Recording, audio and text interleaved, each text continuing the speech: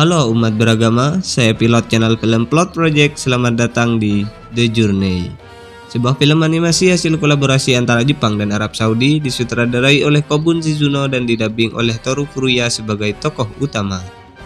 Terinspirasi dari surah Al-Fil dalam Al-Quran tentang sejarah penyerangan pasukan Gajah Abraha terhadap Makkah dengan maksud hendak menghancurkan Ka'bah, yang juga menjadi latar bagi zaman baru lahirnya Rasulullah. Inilah Ar-Rihlah.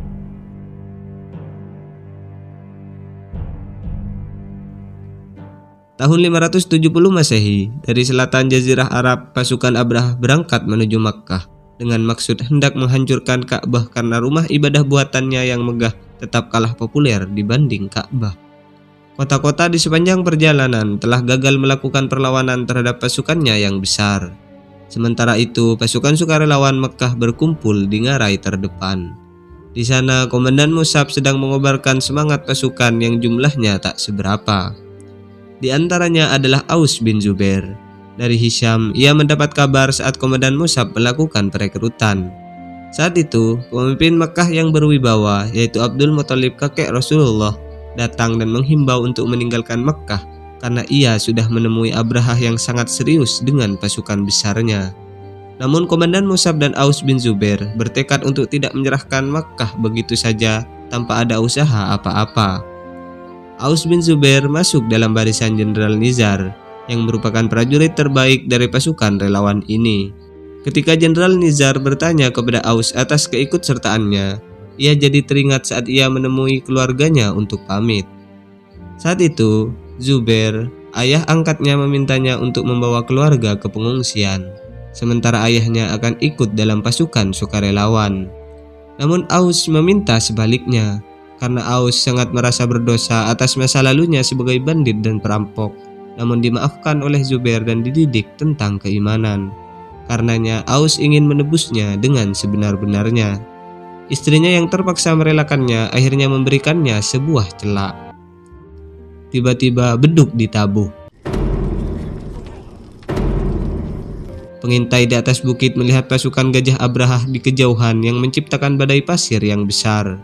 Sementara itu, Abraha di atas gajah besarnya bernama Mahmud mendapat laporan soal keberadaan pasukan sukarelawan. Namun Abraha hanya tertawa.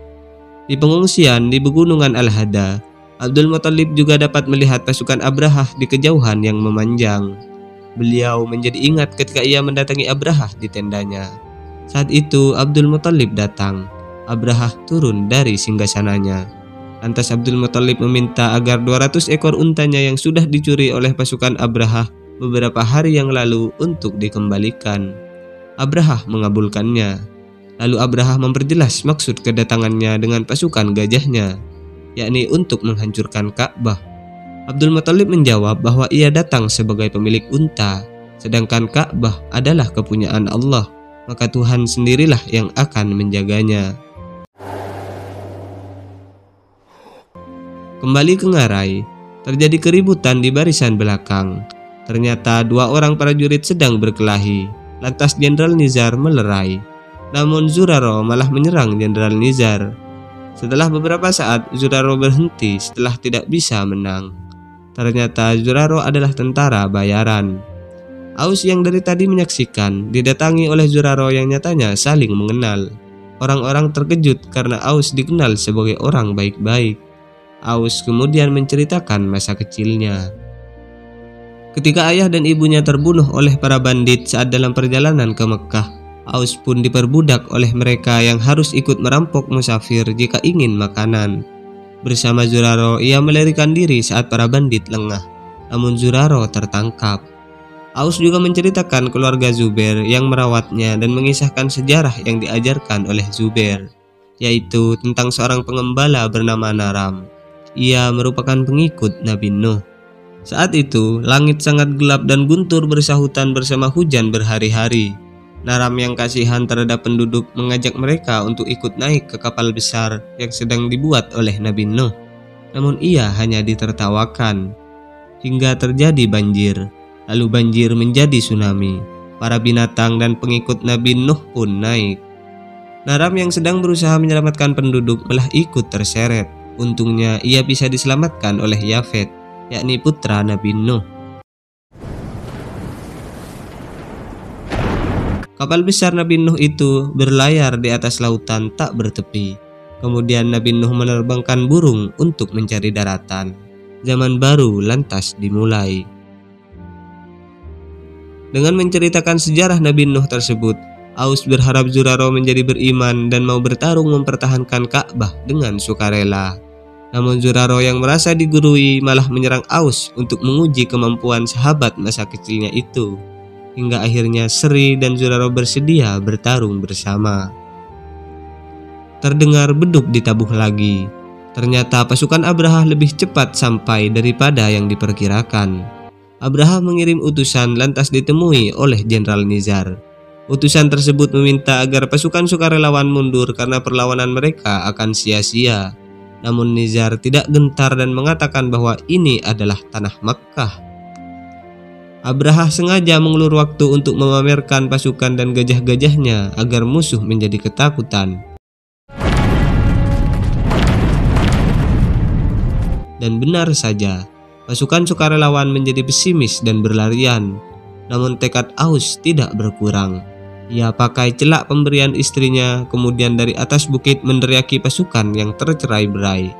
Aus memperingati mereka atas penyesalan yang akan datang jika mundur dari pertempuran. Di pengungsian, Abdul Muthalib mengajak orang-orang untuk mendoakan mereka. Istri Aus yang khawatir berusaha menguatkan dirinya dengan mengingat kisah Rahel, yakni seorang perempuan Ibrani di masa Fir'aun berkuasa. Masa itu wabah melanda dan panen gagal sehingga makanan hanya cukup untuk keluarga Fir'aun saja.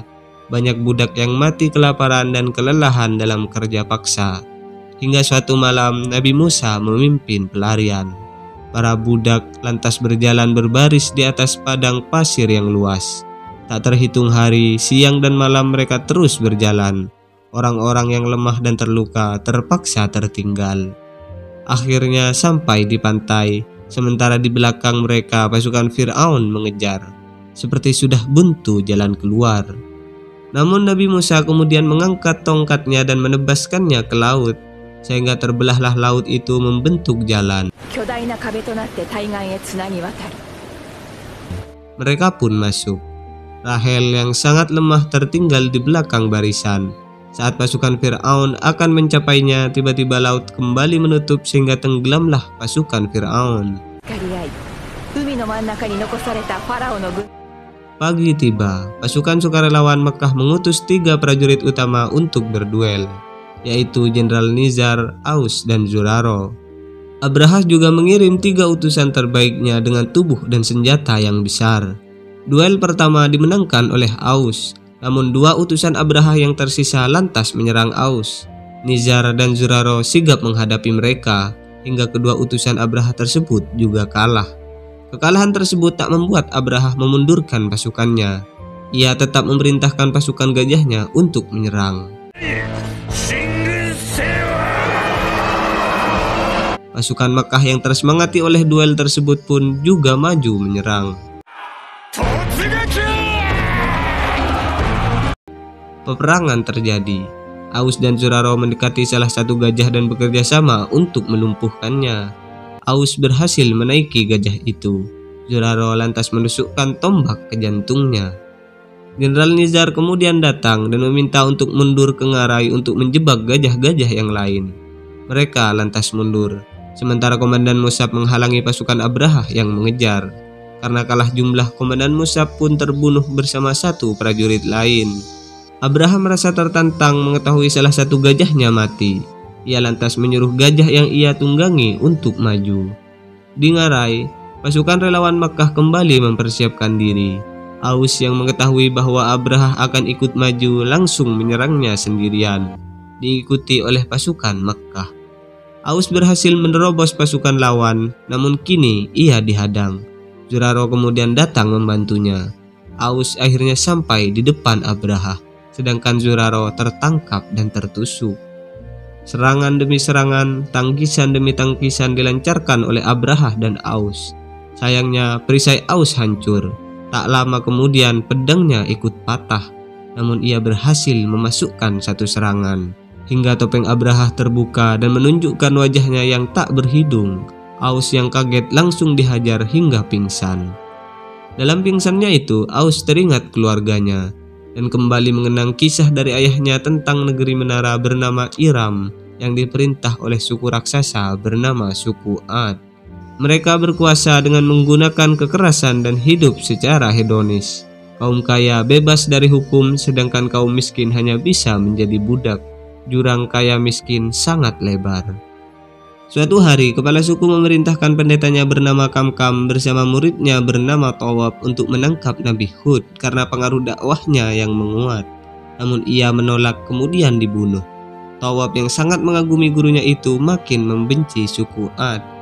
Hingga suatu ketika ia mendengar jeritan seorang wanita yang hendak diperkosa oleh orang-orang kaya.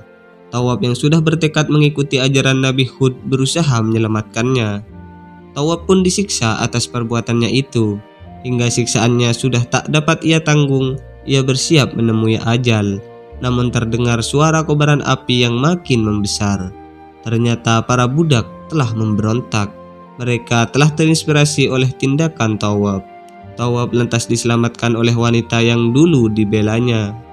Suku Ad tidak tinggal diam. Dengan senjata besarnya melawan para budak yang menggunakan alat apapun untuk balas melawan.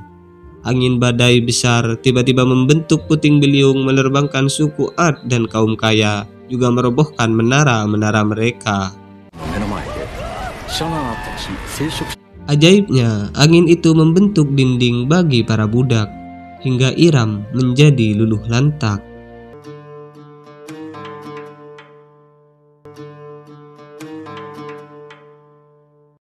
Di pengungsian, penduduk Mekah gelisah menunggu api tanda kemenangan yang tak kunjung dinyalakan. Aus kemudian tersadar, langsung melihat Zurarah yang kepalanya diinjak-injak dan Abraha sedang mendekati Jenderal Nizar. Meskipun sudah sangat lemah, Aus tetap tidak terima, menantang Abraha untuk kembali berduel dengannya. Abraha tidak menanggapi ucapannya itu. Tanpa diduga, Zurarah dengan cepat merebut pedang prajurit yang lengah dan melemparkannya ke arah Nizar. Nizar langsung menyerang Abraha. Namun sebelum mencapainya, ia lebih dulu dapat ditumbangkan. Abraha lantas memerintahkan untuk mengeksekusi pasukan Mekkah yang tersisa menggunakan gajah. Aus begitu tidak tega melihatnya. Lalu Abraha memerintah Mahmud untuk menginjak Aus. Mahmud lantas mengangkat kaki depannya. Saat itu seketika para gajah entah mengapa malah mundur dan berlutut menghadap Mekkah, tidak mau lagi diperintah. Saat itu Aus pun tidak mengerti apa yang sedang terjadi. Kemudian berjuta-juta burung terbang di atas mereka dan menjatuhkan batu-batu kecil yang mampu melubangi tubuh-tubuh gajah dan pasukan Abraha.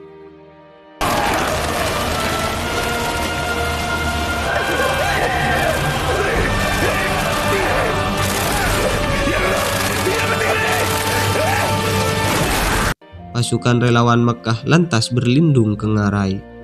Di sana tersisa Abraha seorang. Dengan sombong ia tetap maju sendirian. Namun tebing besar di sampingnya dijatuhkan oleh burung-burung kemudian menimpanya.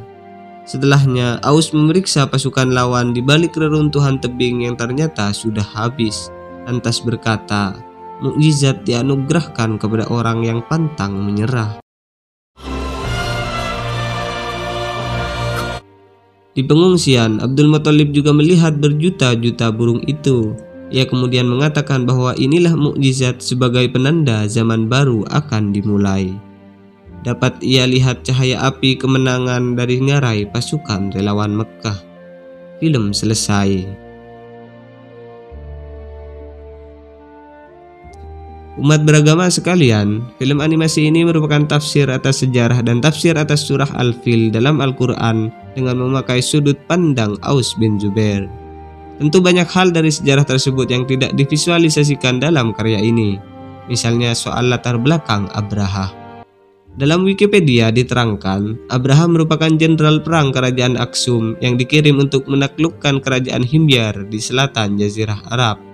Raja Aksum yakni Negus mengirim Abraha sebagai serangan kedua setelah serangan pertama yang dipimpin Aryat gagal, sehingga Abraha menjadi gubernur. Namun Raja Negus kembali mengirim Aryat untuk menggulingkan Abraha karena menahan upeti yang harusnya diserahkan ke kerajaan Aksum. Dalam serangan tersebut Aryat bisa dikalahkan, namun hidung dan mulut Abraha menjadi cacat. Ia lantas memproklamirkan diri sebagai kerajaan independen. Kemudian ia membangun katedral megah bernama Qulais untuk menyaingi Ka'bah. Namun karena sepi, ia pun berniat menghancurkan Ka'bah. Wallahu a'lam. Terakhir, mari kita dengarkan pembacaan surah Al-Fil beserta maknanya. Bismillahirrahmanirrahim. Alam tara kaifa fa'ala rabbuka bi ashabil fil? Alam yaj'al kaydahum fi tadlil? وأرسل عليهم طيرا أبابيل ترميهم بحجارة من سجيل فجعلهم كعصف مأكول. Tidakkah engkau Muhammad perhatikan bagaimana Tuhanmu telah bertindak terhadap pasukan bergajah? Bukankah Dia telah menjadikan tipu daya mereka itu sia-sia, dan Dia mengirimkan kepada mereka burung yang berbondong-bondong, yang melempari mereka dengan batu dari tanah liat yang dibakar, sehingga mereka dijadikannya seperti daun-daun yang dimakan ulat. Demikian dari saya, semoga bertemu di video-video lainnya. Wassalamualaikum warahmatullahi wabarakatuh.